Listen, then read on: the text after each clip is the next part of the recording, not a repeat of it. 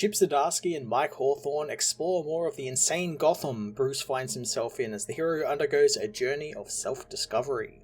Chip Zdarsky continues his insanely cool multiversal Batman story and builds out the world we find Bruce in, continuing to play with the multiversal aspect in an interesting way, straying away from the usual tropes this type of story tends to dive into, instead almost giving us a redo of sorts on Batman's origins by having Bruce refine the reason why he's Batman and why Gotham needs him. Thanks to the multiverse aspect, there are some really cool ways the story could go and could end, especially with certain characters like Panic Attack and even this world's Alfred. Like, these characters could find their way into Earth Zero, and even Jewel makes it known that she would like to go with Bruce to his world if it does exist. And maybe this is how we do get Alfred back, or we get an interesting new addition in the Bat family thanks to Panic Attack coming with him. There are just so many ways this story could go, and I'm excited to see which way Chip takes Batman and these characters, since it's always the way you least suspect. Mike Hawthorne again builds out the new take on Gotham with more fantastically great art, and unlike last issue, which was all dark and really setting the tone of this world, kind of flips it on its head this issue, and we get to see the rich and famous of Gotham and their safe haven, which Mike paints in these bright sterile whites, which actually complements Selina's crimson dress really well, making her stand out on every page she's on, which, being she's like the big mob boss of this world, really fits her character well. She wants to stand out and wants to be the one everyone notices in the room, so I really like that dynamic that he has going with the art. Batman issue 132 was another fantastic take on a multiversal Batman story, never falling into the tropes this type of story go into, and instead building something new with some very familiar parts. I'm going to give this issue a 9.5 out of 10.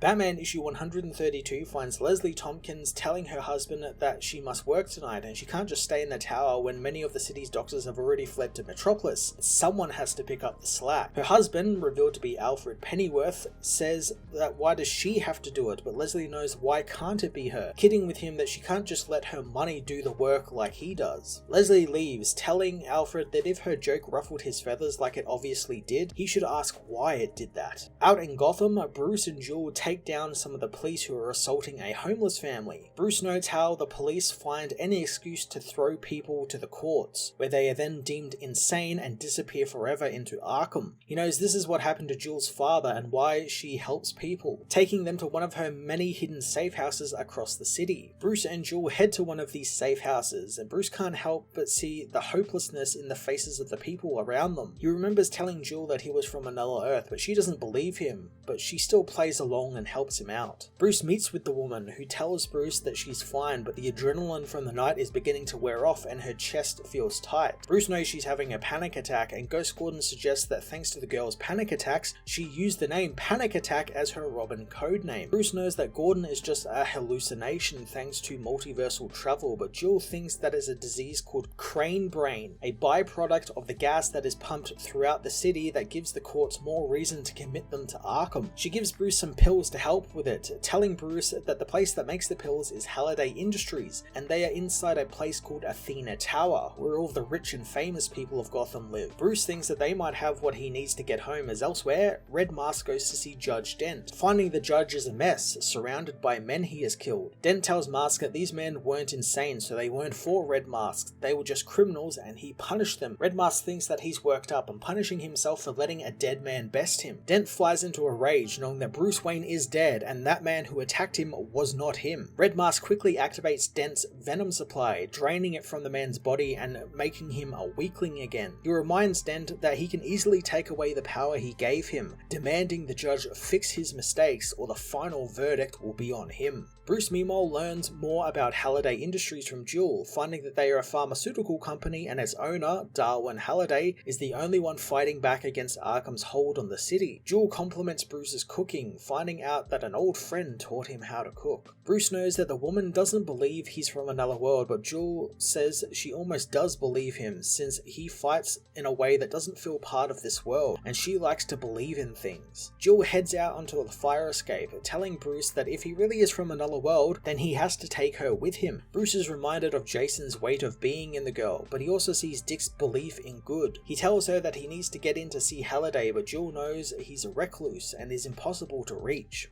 Bruce thinks that he can pretend to be rich to get into Athena Tower, learning of a fundraiser gala that is happening next week, so the heroes get to work, with Jill getting Bruce a fake ID under the name Wilson Texion from Metropolis, and luckily there is no internet so no background searches will be possible. Bruce dons his fake mustache and tuxedo and heads to the party, fitting in perfectly with the other rich and famous people. Soon he gets the attention of Selena, which Bruce didn't want to happen, telling himself to ignore his senses since this isn't his world.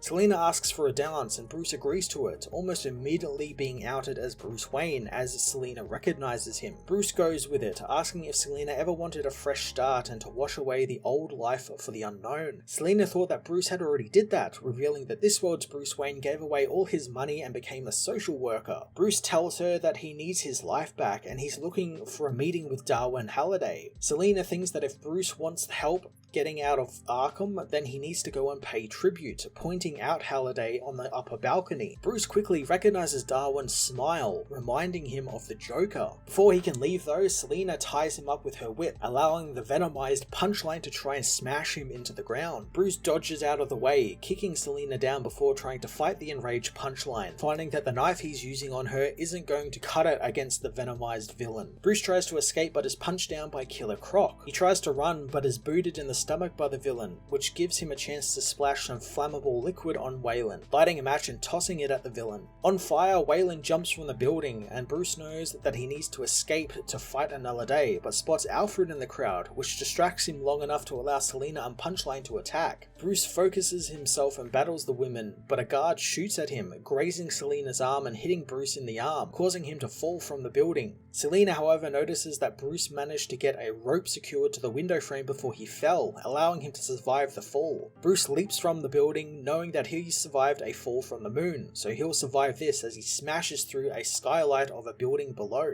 Despite being wounded, Bruce gets up, intending on regrouping at Jules. He wonders how much longer he can do this, since the pain is getting too much for him to bear. He wonders how the people in the tower can live the way they do, knowing what is happening to the city below them, but Gordon knows it's not their problem, however Bruce thinks it is. Suddenly, Bruce comes across a cop beating a woman in an alleyway. The cop demands that Bruce move on, but he attacks the man, telling himself to never turn his back on anyone and never stop. He tackles the guard and knocks him out, telling himself that every Gotham is his Gotham and he needs to strike fear into people who need it. The Ghost Gordon tells him to strike fear then, as Bruce sees a bat hanging from a power line, knowing that he shall become the Bat.